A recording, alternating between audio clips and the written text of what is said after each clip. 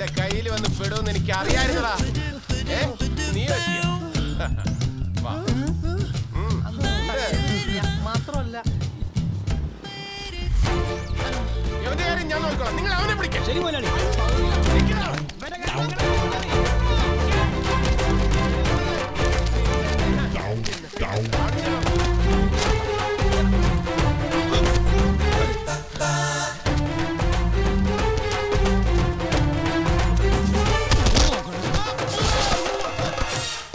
മഹാദേവാ, എനിക്ക് മാത്രമായി ഇതെന്താ ഇങ്ങനെ? ഇനി ഒന്ന് കാണാൻ പറ്റാഞ്ഞിട്ടാണോ? അതിവിടെ വരുമ്പോ മാത്രമല്ലേ ഉള്ളൂ. പെങ്ങളല്ലേ ഒന്നല്ലേ ഉള്ളൂ എന്ന് കരുതിയല്ലേ പിന്നെയും പിന്നെയും കയറി വരണത്.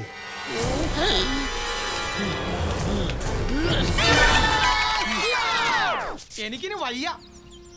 എന്തോ ഭാഗ്യം കൊണ്ട് ഇപ്പൊ രക്ഷപ്പെട്ടത്. അയാളുടെ കയ്യിലെങ്കാൻ കിട്ടിയിരുന്നെങ്കിലേ കീറി പറിച്ച് കളഞ്ഞേനെ. ഒരു സൈഡിൽ അയാളും ആൾക്കാരും, വേറെ സൈഡിൽ കുറെ സ്വർണവും പണവും. അതിന്റെ പുറകെ ഒരുത്തന്റെ ഫോൺ വിളി. അവന്റെ അമ്മേനെ കെട്ടിക്കാനായിട്ട് ഒരു 5 ലക്ഷവും 6 ലക്ഷവും. ആ പന്നീനെ കൈ കെട്ടിയണ്ടല്ലോ. ഞാൻ ഒരു കാര്യം പറയട്ടെ, ഈ പ്രശ്നങ്ങളൊക്കെ ഒന്ന് ഒതുങ്ങി തീരുന്നവരെ നമുക്ക് എങ്ങോട്ടൊന്ന് മാറി നിന്നാലോ? എങ്ങോട്ട്? അങ്ങനെയാണെങ്കിൽ എന്റെ അമ്മാവന്റെ വീട്ടിലേക്ക് എങ്ങാനും. നിന്റെ അമ്മാവന്റെ വീട്ടിലേക്കാ? നിന്റെ അമ്മാവന്റെ വീട് പഞ്ചായത്ത് തന്നെയല്ലേ, അല്ലാതെ പഞ്ചാബിലൊന്നല്ലോ. ഇതാ കുഴപ്പം. സ്വന്തവും ബന്ധവും എല്ലാം കൂടി ഒരു പഞ്ചായത്തിൽ തന്നെ വന്ന് കെട്ടിക്കിടക്കും. മനുഷ്യനൊരു പ്രശ്നം വന്നൊന്ന് മാറി നിൽക്കാൻ പോലും ഒരു സ്ഥലമില്ല. ഓരോ ദിവസം ടെൻഷൻ അടിച്ച് ഇതാ കണ്ട ബാക്കിയുള്ള പകുതിയായി. നിന്റെ പറച്ചിലേട്ടാ തോന്നുന്നു നിനക്ക് മാത്രം ടെൻഷൻ ഉള്ളൂ. അതെ, ഞാൻ ഒരു കാര്യം പറയട്ടെ, നമുക്ക് പോലീസ് സ്റ്റേഷനിൽ പോയിട്ട് നടന്ന കാര്യങ്ങളൊക്കെ തുറന്നു പറഞ്ഞാലോ? തുറന്നു പറയാൻ അങ്ങ് ചെന്നാ മതി. അവര് ലോക്കപ്പ് തുറന്നിട്ടിട്ട് അതിൽ കയറി കിടന്നോളാൻ പറയും. ചുമ്മാ ഒരു കാര്യമില്ലാണ്ട് വല്ലോന്റെ വീട്ടിൽ കയറി വെള്ളം ഒടിച്ച് കിടന്നുറങ്ങി ഇതിനെല്ലാത്തിനും കാരണം. എന്തായാലും ഞാൻ ഒരു കാര്യം തീരുമാനിച്ചു, ഇനി എന്റെ ജീവിതത്തിൽ ഞാൻ ഒരിക്കലും വെള്ളം ഒടിക്കും. അതിന് ഇനി ഒരു ജീവിതം ഉണ്ടായിട്ട് വേണ്ടേ? മിക്കവാറും ഇതോടെ തീരും എല്ലാത്തിന്റെ ജീവിതം. അമ്മാവന് സരിതനെ എനിക്ക് കെട്ടിച്ചേരുമെന്നുള്ളതാ. ഒറ്റ കീറുകയുണ്ടല്ലോ അവനും അവന്റെ അമ്മാവനും. നിനക്കത് പറയാം, നീ കല്യാണം കഴിച്ച് നിനക്കൊരു കൊച്ചു പോയതാ. എന്നാ നീ ഒരു കാര്യം ചെയ്യടാ, വേഗം പോയി അമ്മാവന്റെ മോളെ കെട്ട്. ഓടാ, എണീറ്റ് പോടാ. നമ്മുടെ പിന്നിൽ ആരോ കിടന്ന് കളിക്കുന്നു. നമ്മുടെ ഫോണിലേക്ക് വിളിക്കുന്ന ആരാണെന്ന് കണ്ടുപിടിക്കാൻ കഴിഞ്ഞാൽ നമ്മൾ രക്ഷപ്പെട്ടു. ആ ദാ നിന്റെ വീട്ടിൽ നിന്നാ ഞാൻ ചത്തുപോയെന്ന് പറ. ദാടാ. ഓ എന്റെ അമ്മേ, ഞാൻ വരാം. ആ എന്റെ ഫോൺ സ്വിച്ച് ഓഫാ. ഞാനൊരിത്തിരി തിരക്കില്ല.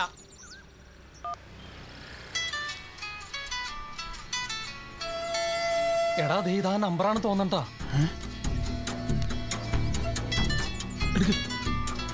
ഹലോ, ഇന്നത്തെ പത്രത്തിലെ വാർത്ത നിങ്ങൾ കണ്ടു കാണും അല്ലേ?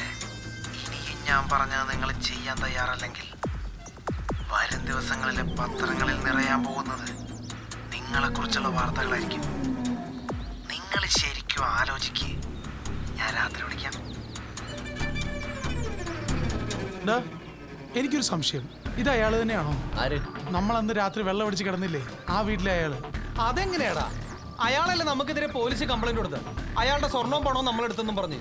അതല്ലടാ, ഇവൻ പറഞ്ഞാലും കാര്യമുണ്ട്. അയാളുടെ വീട്ടിൽ നീ പറഞ്ഞ സ്വർണ്ണ പണം മോഷണം പോയിട്ടില്ലെങ്കിലോ, ചിലപ്പോ നമ്മുടെ കയ്യിൽ നിന്ന് പണം തട്ടാനുള്ള അയാൾ കളിക്കുന്ന ഒരു കളിയാണെങ്കിലോ. ഏതായാലും ഇന്ന് രാത്രി അയാളുടെ വീട്ടിൽ നമ്മൾ ഒന്നുകൂടി പോകുന്നു. അത് വേണോ? വേണം. വാ.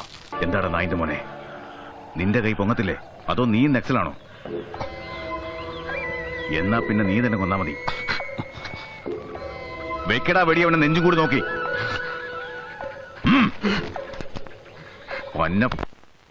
വെടി വേണ്ട സാർ, ദൈവത്തെ ഓർത്ത് എന്നെ കൊണ്ട് ചെയ്യിക്കരുത്. നീ കൊന്നില്ലെങ്കിലുണ്ടല്ലോ, ഏറ്റുമുട്ടലിൽ ഒരു പോലീസുകാരൻ കൂടി മരിച്ചു.